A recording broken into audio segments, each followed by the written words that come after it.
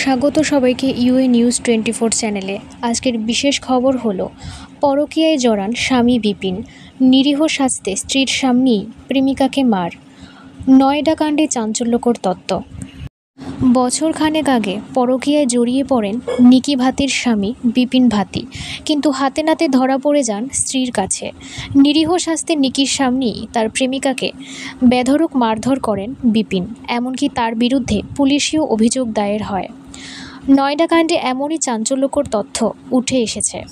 Police সূত্রে জানা গিয়েছে, গত বছর ওই তরুণী নয়ডার একটি জর্ছা থানায় বিপিনের বিরুদ্ধে অভিযোগ দায়ের করেন। তবে তাকে গ্রেপ্তার করা হয়েছিল কিনা তা জানা যায়নি। ঠিক কী ঘটেছিল? সূত্রের খবর, নিকির সন্দেহ হয়েছিল বিপিন বিবাহ বহির্ভূত সম্পর্কে জড়িয়ে পড়েছিলেন। এরপরই তিনি তার স্বামীর উপর নজর রাখতে শুরু করেন।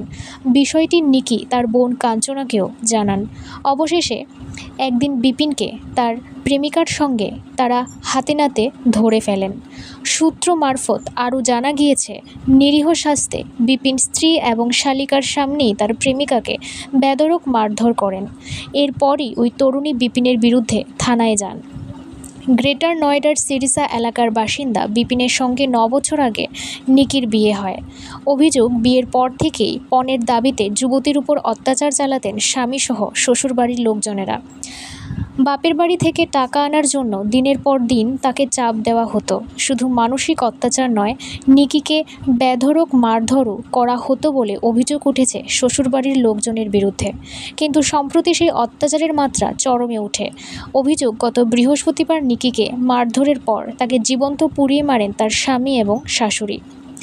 এই সংক্রান্ত একটি ভিডিও ইতিমধ্যেই সমাজ মাধ্যমে ভাইরাল হয়ে সেখানে দেখা যাচ্ছে যুবতীকে চুলের মুঠি ধরে বেধড়ক মারধর করছেন স্বামী এবং শাশুড়ি। অপর একটি ভিডিওতে অগ্নিদগ্ধ অবস্থায় তাকে মাটিতে পড়ে থাকতে দেখা যায়। পরে প্রতিবেশীরা তাকে উদ্ধার করে নিকটবর্তী একটি বেসরকারি হাসপাতালে ভর্তি করেন। সেখান থেকে তাকে অন্য একটি হাসপাতালে স্থানান্তরিত করা হয়। পরে সেখানেই তার মৃত্যু হয়। ঘটনার তদন্তে নেমে পুলিশ ইতিমধ্যেই সব অভিযুক্তদের গ্রেপ্তার করেছে। এখনকার পর্যন্ত সংবাদ এ পর্যন্তই।